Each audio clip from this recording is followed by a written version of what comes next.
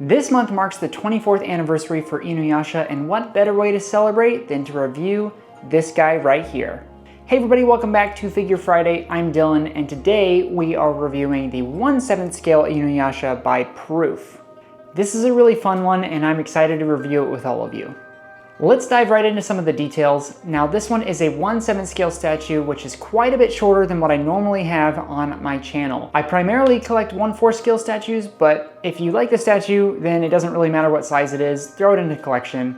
This guy sits at 25 centimeters tall, meaning he's a lot shorter than the other ones, but I think he looks really good and he fits well, even being a smaller size. Now he is made of PVC, which is different than all of the resin statues I have behind me. PVC is what you normally find in licensed anime figure manufacturers.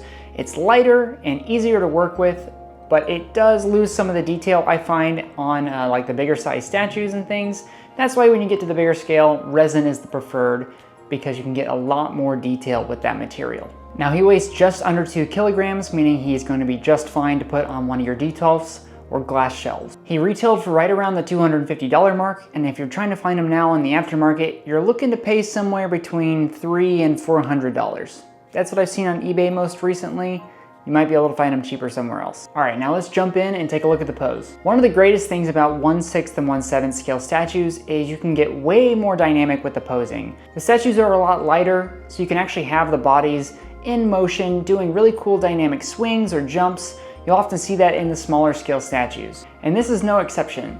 Inuyasha is ready to go with Tessaiga at hand. He's in a fighting motion. You can see his sweeping hair or clothes as he's about to swing his sword or get ready for battle. It almost looks like somebody took a screenshot of the anime and just turned it into 3D. When statues are made of PVC like this, those types of poses are possible. It really opens up a whole new world for dynamics and how you want your statue collection to look. Now, unfortunately, the downside to the smaller scale statues is the sculpt can't be quite as detailed. Now, by no means is this a bad sculpt for Inuyasha. I actually think this is one of the best ones on the market in terms of face and overall body style, but it just means that when it's smaller, you don't get as much detail than something that's much bigger. You lose a lot of the detail in things like the hair and the fabric texture. Just overall skin texture and paint can't be the same. It's not drastic, but it does make a difference. When you're comparing this to something like one of the 1/4s I have behind me, it's night and day in terms of the realism or the amount of detail that can be put into a statue like that versus something like this. With all that said, this statue does look really good still. The clothes are in a really dynamic, flowy, sweeping motion, kind of like what we said before, where he's in an action pose, and it still retains the shape that's recognizable with the big billowy pants and the big flowy sleeves. You can see that it's in motion. You can see that he's moving with his sword and doing something in the scene rather than a museum pose where he's just standing still. There's some really great details in the fur of the sword as well, even his little fingernails. And then once you get down to the base, the grass is nice and textured and it's separated from the dirt that he's standing on. You have the bamboo and the trees in the background and the rocks that he's standing on as well. All of it comes together to look really nice and the textures blend well together. Hey, real quick, if you're enjoying this video, don't forget to hit the like button. I really would appreciate it, and it helps the channel way more than you may think. Last but not least, I do have an affiliate link down below for HobbyLink Japan. If you guys are picking up some figures for yourself, follow that link. It doesn't add any cost to you, and it gives the channel a little bit of a kickback. Now, the paint on this statue is actually really good. They did a great job conveying a lot of shadows and depth in the hair and in the clothing. If you take a look at the hair, you can actually see a lot of blues and grays that kind of accentuate the shadows, and they did the same with the clothing. All of the wrinkles have a bit of dark red paint inside those wrinkles to make it even more depth, to show even more in the statue rather than just plain flat colors. The green of the base is also a really nice complement to the red without being too distracting, while at the same time it maintains a great vibrancy that you would see from an anime. So it really reminds you that this is an anime character and he's from a show, without being too in your face where the ground is taking away from the actual figure himself. You want to make sure that there's a good balance between he's the focus, not the base, but the base also has to be appealing at the same time. They did a good job with that on the statue. There's also a couple of small details that really make this figure pop. The purple in his necklace is a great contrast to the white undershirt and the red overshirt that he's wearing, as well as his eye decals. You wouldn't have Inuyasha without the big bangs, the big black eyebrows, and those bright yellow eyes. This statue really makes it look like Inuyasha from the anime. His face looks really good, the paint ties it together, and I think overall this is a really solid figure. Now, as we know, no statue is perfect, so let's talk about the things I don't like about this statue. There's not very many. If I had to pick one, I would honestly just say his sword is a little bit bent because the plastic is kind of warped over time. I don't know if he was stored in a hot environment before we had him, or if there's just too much weight in the sword, but there's a slight bend in the handle. Honestly, you barely notice it unless you're looking at it from a certain angle. Otherwise, this figure's pretty solid.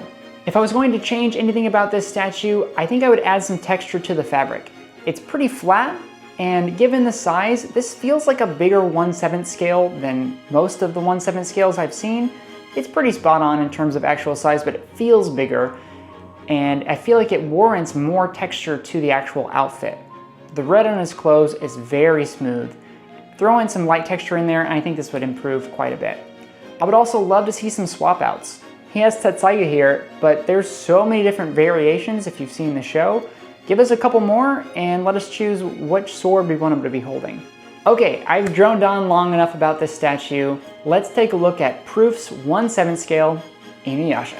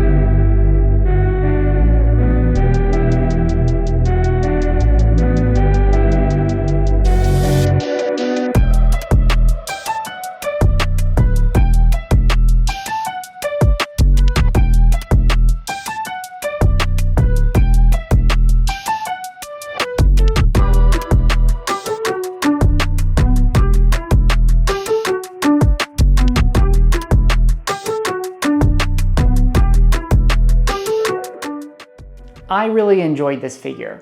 This is one that we actually picked up last minute when my wife and I went to Japan earlier this year. She wanted something, and I think it was the last day. We saw this at a Don Quixote of all places, and we impulse bought it, brought it back with us, and I love it. I love that this fan base is 24 years strong, and people to this day love Inuyasha. Anytime you go to an anime convention, or if you cosplay from that show, people love it. They are thrilled to see Inuyasha love spread throughout the community. And because of that, hopefully many more Inuyasha statues will continue to be made. But let me know what you guys think. Do you have this statue for yourself? Do you like this one? Are there any other that you would recommend aside from this Inuyasha statue? Let me know in the comments down below what you think. Like this video, consider subscribing if you haven't already, and I will see you guys in the next Figure Friday.